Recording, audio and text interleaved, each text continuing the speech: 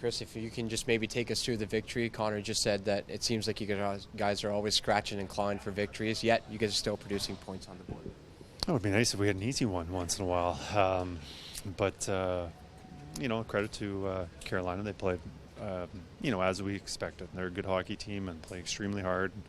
They force you into mistakes, and we made a few of them. But, Stoop played a really solid game.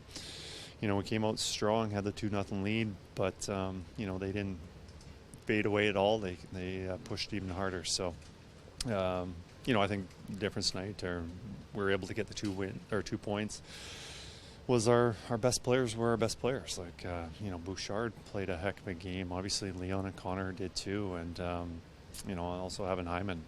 We weren't exactly sure what to get from him being his first game.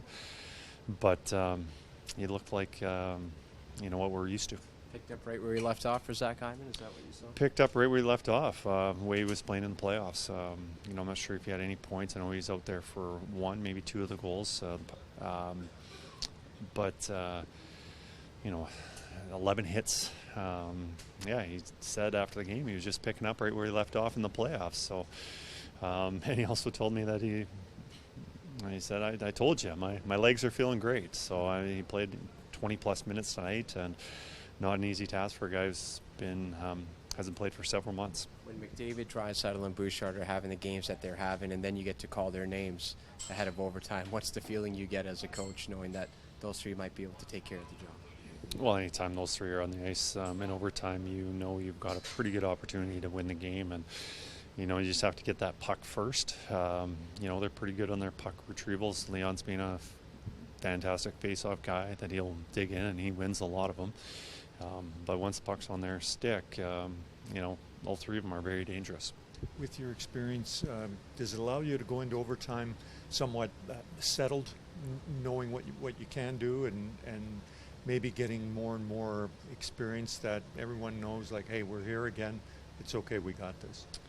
Well, there's definitely confidence going into overtime, and that confidence starts with having 97 and 29 being available, and not that we don't have other good players that can step up, but those 2 are definitely difference makers, and they kind of stole Rosie's show, getting that overtime winner before he had the opportunity. But yes, we have a lot of confidence because of those 2.